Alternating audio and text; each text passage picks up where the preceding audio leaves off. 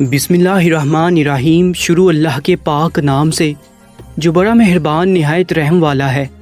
دوستو، آپ اس وقت موجود ہیں اردو میریکلز پر۔ یہ کہانی ہے 16 سالہ عائشہ کی، جس کے ہاتھ سے قلم چھین کر پیروں میں شادی کی زنجیریں ڈال دی گئیں۔ عائشہ جب پیدا ہوئی تو اس کی ماں مر گئی۔ گھر والوں نے اسے منحوس قرار دے دیا۔ چھوٹی سی بچی روتی بلکتی رہتی پر کوئی اسے نہ دیکھتا۔ وہ بھوک سے تڑپتی رہتی لیکن گھر میں کسی کو اس پر ترس نہیں آتا تھا۔ باپ تو پہلے بیٹی پیدا ہونے پر نالا تھا، اوپر سے بیٹی پیدا ہوتے ہی بیوی مر گئی تو اسے بیٹی سے نفرت ہوگی۔ باپ نے کبھی بیٹی کی شکل نہ دیکھی تھی۔ آخر اس ننھی بچی پر ایک دن اس کی پھپھو کو ترس آ گیا اور اس نے بچی کو دودھ پلانا اور اس کا خیال رکھنا شروع کر دیا۔ اپنا خون تھا، رفتہ رفتہ اسے عائشہ سے پیار ہو گیا۔ 2 سالوں تک اس نے عائشہ کی دیکھ بھال کی۔ اس کے بعد اس کی شادی ہو گئی تو عائشہ پھر سے لاوارث ہوگی۔ باپ نے بھی اب دوسری شادی کر لی تھی، لیکن سوتیلی ماں کو عائشہ کا وجود ایک پل بھی گوارا نہیں تھا۔ جب اس نے دیکھا کہ میرا شوہر تو اپنی بیٹی سے نفرت کرتا ہے، وہ مجھے کچھ نہیں کہے گا، تو اس نے عائشہ کو بلا وجہ مارنا شروع کر دیا۔ 2 سال کی چھوٹی سی بچی جب مار پڑنے پر ہوتی تو سوتیلی ماں اسے چپ کرانے کے لیے مزید مارتی۔ وہ جب کھانا بنا رہی ہوتی اور عائشہ کبھی کچن میں چلی جاتی اور اپنی توتلی زبان میں کھانا مانگتی تو سوتیلی ماں گرم گرم چمٹا اسے لگا دیتی اور عائشہ تڑپ کر باہر نکل آتی۔ وہ کہاں سوتی تھی، کیا کھاتی تھی، کسی کو پرواہ نہیں تھی۔ وہ اکثر بچا ہوا کھانا کھاتی، صحن میں کوئی چیز پڑی ہوتی تو اٹھا کر کھا لیتی، چاہے وہ گندی ہی کیوں نہ ہو۔ وہ بچی تھی، اسے صفائی کا نہیں پتا تھا، اسے بس کھانا چاہیے ہوتا تھا۔ اسے کوئی دودھ پینے کو نہیں دیتا تھا، میلے کچیلے کپڑے پہنے پھرتی رہتی۔ ایک دن دادی نے اسے صحن سے سیب کا ایک ٹکڑا اٹھا کر کھاتے دیکھا۔ جانے دادی کے دل میں رحم آیا یا کچھ اور اس نے عائشہ کا خیال رکھنا شروع کر دیا۔ اب وہ اسے نہلا کر صاف کپڑے پہنا دیتی، کھانا کھلا دیتی۔ جس عمر میں بچے کھانے میں اتنے نخرے کرتے ہیں، اس عمر میں عائشہ کو کچھ بھی مل جاتا تو وہ کھا لیتی۔ عائشہ 4 سال کی ہوئی تو دادی داغے میں فارغت دے گی۔ اس عرصے میں عائشہ کا سوتیلا بھائی پیدا ہو گیا تھا تو باپ کی توجہ عائشہ سے بالکل ہی ہٹ گئی۔ یہ تو بھلا ہو دادی کا جس نے عائشہ کو اسکول میں داخل کروا دیا تھا۔ عائشہ کو اسکول میں سکون ملتا تھا۔ وہ چاہتی تھی اسکول سے کبھی چھٹی نہ ہو، کیونکہ وہ گھر جاتی تو سوتیلی ماں کا ظلم سہنا پڑتا تھا۔ 4 سال عائشہ سے وہ عورت گھر کا سارا کام کرواتی رہی۔ اس کے ننھے ہاتھ جب کام ٹھیک سے نہ کر پاتے تو گرم گرم چمٹا اس کے ہاتھوں پر لگا دیا جاتا۔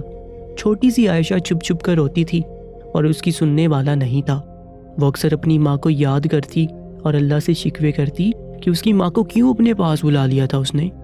وقت گزرتا گیا اور عائشہ بڑی ہوتی گئی اور اس پر ظلم بھی بڑھتا گیا۔ اب وہ 16 سال کی ہو چکی تھی، میٹرک میں پڑھتی تھی۔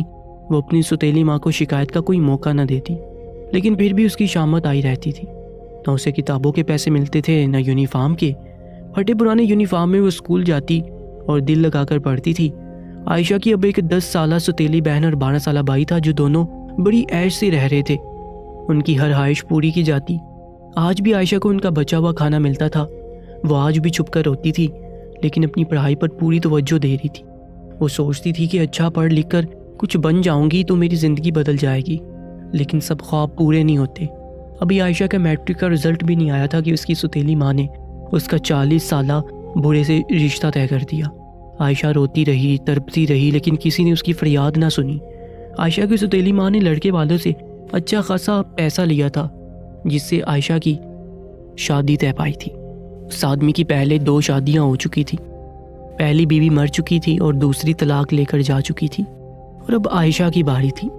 عائشہ نے اپنے باپ سے بات کرنے کی کوشش کی، لیکن سوتیلی ماں نے موقع ہی نہیں آنے دیا، اور یوں عائشہ کے ہاتھ سے کتابیں چھین کر اس کے سارے خواب توڑ کر اسے اندھیروں کی دنیا میں دھکیل دیا گیا۔ شادی کے بعد جب عائشہ سسرال آئی تو اس نے ایک پل کو سوچا کہ شاید اب میری زندگی بدل جائے گی، لیکن اس کی خام خیالی تھی۔ اس کی ساس بڑی خرانٹ عورت تھی۔ عائشہ تو پہلے ہی بڑی ڈری سہمی ہوئی تھی۔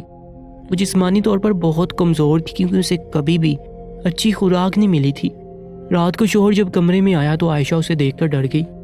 وہ ایک کالے رنگ کا موٹا بھدا سا انسان تھا، دوسروں آنکھیں لیے اسے گھور رہا تھا۔ اسے دیکھ کر عائشہ کے پیروں تلے سے زمین نکل گئی۔ اس نے شاید نشہ کیا ہوا تھا۔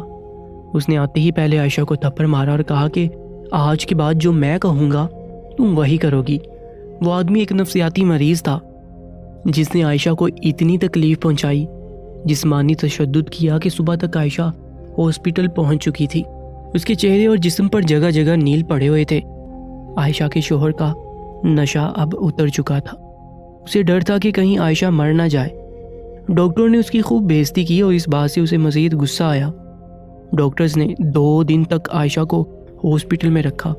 اسے ڈرپس لگی تھیں، وہ جیسے مرنے والی ہو چکی تھی۔ 2 دن بعد اسے چھٹی مل گئی۔ وہ گھر آئی تو ایسے تھی جیسے کوئی زندہ لاش ہو۔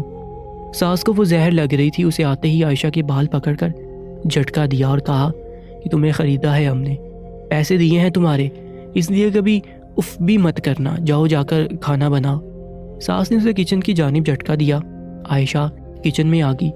اس کی آنکھوں میں آنسو رواں تھے جنہیں وہ پینے کی کوشش کر رہی تھی۔ وہ جان گئی تھی کہ اسے کنویں سے نکال کر جہنم میں پھینک دیا گیا تھا اور وہ جانتی تھی اس جہنم سے کبھی نہیں نکل سکتی تھی۔ اس نے آنسو بہاتے کھانا بنایا۔ جسم میں ابھی جان نہیں تھی، اسے آرام کی ضرورت تھی اور وہ جانتی تھی کہ یہاں سے اسے آرام نہیں ملنے والا تھا۔ اپنے گھر میں تو چلو رات کے 6 گھنٹے سکون سے گزر جاتے تھے، لیکن یہاں شوہر کے ساتھ رات بدتر گزرنی تھی۔ اسے جتنی جلدی ہو سکا اس نے کھانا بنایا۔ اس کی ساس اور شوہر کھانا کھا رہے تھے۔ ساس نے پہلا نوالا لیا اور پھر جھٹکے سے گرم گرم سالن پاس کھڑی عائشہ پر گرا دیا۔ وہ بلک کر رہ گئی تھی۔ اٹھتے ہی ساس نے ایک زوردار تھپڑ بھی مارا اور کہا کہ یہ سالن بنایا ہے تم نے، یہ سکھایا ہے تمہارے گھر والوں نے۔ سالن عائشہ کی گردن اور سینے پر گرا تھا جو جلدی صاف نہ ہو سکا تو اس جگہ سے جسم جل گیا۔ اس نے سالن صاف کرنا چاہا لیکن ساس نے کہا خبردار، جو تم نے اسے صاف کیا، جاؤ دوبارہ کھانا بناؤ۔ اور وہ کچن میں آ گئی۔ تکلیف کیا ہوتی ہے یہ اس وقت کوئی اس بیچاری عائشہ سے پوچھتا۔ اس نے شدت سے موت کی خواہش کی تھی۔ اتنی بے بسی، اتنی ذلت، کاش میں بھی امی کے ساتھ ہی مر جاتی۔ وہ رو رہی تھی، روتی جا رہی تھی بے آواز، لیکن کوئی اس کی آواز سننے والا نہیں تھا۔ اس کے گھر سے کوئی نہیں آیا تھا، کسی نے پلٹ کر اس کی خبر نہیں لی تھی۔ رات کو شوہر پیٹ نشہ کر کے آیا، پھر اسے مارا گیا، پھر سے اس کا استحصال کیا گیا، لیکن اس بار وہ سہ گئی۔ اب اس کی یہی روٹین بن چکی تھی، سارا دن ساس سے مار کھاتی اور رات کو شوہر جانور بن جاتا۔ عائشہ جتنی بھی کوشش کرتی وہ دونوں کے قہر سے نہیں بچ پاتی تھی۔ 2 ماہ گزر گئے تھے۔ ایک دن عائشہ نے اپنے گھر والوں سے ملنے کی بات کی تو ساس نے اتنی زور سے دروازے کی جانب دھکا دیا وہ گری اور ہاتھ کی انگلی ٹوٹ گئی۔ اب بس عائشہ کو درد ہوتا تھا، اس کے آنسو نہیں نکلتے تھے، خشک ہو چکے تھے۔ عائشہ کا دل آج کل بہت گھبرا رہا تھا۔ وہ اپنے باپ سے ملنا چاہتی تھی۔ اس نے اپنے باپ کو خواب میں روتے دیکھا تھا اور وہ نہیں مل سکتی تھی۔ اور پھر عائشہ حاملہ ہوگی۔ ساس نے ایک بات صاف بول دی تھی کہ بیٹا ہونا چاہیے، بیٹی ہوئی تو اچھا نہیں ہوگا۔ اور عائشہ تو خود بیٹی کے وجود سے خوفزدہ تھی، وہ کسی دوسری عائشہ کو جنم نہیں دینا چاہتی تھی۔ عائشہ کی ابھی بھی وہی روٹین تھی، صبح سے شام تک کام کرتی، کچھ غلط ہو جاتا تو ساس زبان سے نہیں ہاتھوں سے بات کرتی تھی، وہ اسے مارتی پیٹتی، غصہ کسی کا بھی ہوتا تو عائشہ پر اترتا تھا۔ دن میں شوہر کام پر ہوتا، رات کو آ کر وہ اپنی بڑاس عائشہ پر نکالتا۔ عائشہ دن رات دعائیں کرتی کہ یا اللہ مجھے بیٹی سے مت نوازنا۔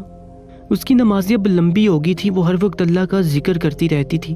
اکثر اس کی ساس اسے اس بات پر مارا کرتی تھی کہ وہ نماز لمبی کیوں کرتی ہے۔ ساس کہتی کہ تم نماز کا بہانہ کر کے کام چھوڑ دیتی ہو۔ ایک دن عائشہ نماز پڑھی تھی تو ساس نے اسٹیل کا گلاس اسے دے مارا جو اس کی پیشانی پر لگا، اور پھر ساس نے کہا کہ اب تم اس زخمی پیشانی کے ساتھ کیسے سجدہ کرو گی۔ اور عائشہ کو لگا تھا اس سے بڑا ظلم اور کوئی ہو ہی نہیں سکتا۔ 3 ماہ گزر گئے۔ ساس کو یہ جاننے کی جلدی تھی کہ پوتا ہے یا پوتی۔ وہ اسے ہاسپٹل لے کر گئی۔ وہاں نرس نے جو اسے بتایا اسے سن کر عائشہ کی روح فنا ہو چکی تھی۔ دعائیں کیسے رد ہوتی ہیں یہ عائشہ کو آج پتہ چلا تھا۔ ساس آگ بگولا ہو گئی تھی۔ اس نے واپس آتے ہی عائشہ کو دھکا دیا، وہ نیچے گر گئی تھی اور پھر ساس نے اسے ٹانگوں سے مارا۔ عائشہ منتیں کر رہی تھی کہ امی مجھے معاف کر دو، میں مر جاؤں گی، اللہ کا واسطہ ہے، لیکن ساس کو ترس نہ آیا۔ وہ تکلیف کی شدت سے تڑپ اٹھی تھی۔ اسے اپنے پیٹ میں شدید تکلیف محسوس ہوئی تھی اور پھر آہستہ آہستہ اس کی آنکھیں بند ہو گئیں۔ ساس جب تھک گئی تو بیٹھ گئی، لیکن تب تک عائشہ کا وجود ساکت ہو چکا تھا۔ ساس یہ دیکھ کر گھبرا گئی اور پھر اس نے اپنے بیٹے کو فون کیا۔ ڈاکٹر کو بلایا گیا لیکن عائشہ تب تک مر چکی تھی۔ ہاں، وہ اس دنیا سے چلی گئی تھی۔ اس کے گھر والوں کو خبر دیے بغیر اسے دفنا دیا گیا تھا۔ اگلے دن اس کا باپ اور ستیلی ماں اسے ملنے آئے۔ دراصل عائشہ کی ستیلی بہن کو کینسر تھا جو آخری سٹیج پر تھی۔ وہ بہت تکلیف میں تھی۔ اپنی سگی بیٹی کی یہ حالت دیکھ کر اسے احساس ہوا کہ اس نے ستیلی بیٹی کے ساتھ کتنا ظلم کیا تھا، لیکن عائشہ اب نہیں رہی تھی۔ وہ جا چکی تھی، وہ تمام دکھوں تکلیفوں سے آزاد ہو چکی تھی۔ عائشہ کا باپ پھوٹ پھوٹ کر رویا تھا اور اب دیر ہو چکی تھی۔ ہاسپٹل والوں نے عائشہ کی ساس کو فون کر کے معذرت کی اور کہا کہ آپ کی بہو بیٹے کی ماں بننے والی ہے، بیٹی کی نہیں۔ اب پچھتانے کا کوئی فائدہ نہیں تھا۔ عائشہ کا شوہر ایکسیڈنٹ میں معذور ہو گیا اور ساس کو فالج پڑ گیا۔ وہ لوگ اب عائشہ کو یاد کرتے تھے اور عائشہ بہت دور اپنی ماں کی آغوش میں جا سوئی تھی۔ وہ اب کبھی واپس نہیں آنے والی تھی۔ اللہ پاک تمام بیٹیوں کے نصیب اچھے کرے۔ کامنٹ سیکشن میں آمین ضرور لکھیے گا۔ اپنا بہت زیادہ خیال رکھا کریں۔ اللہ نگہبان۔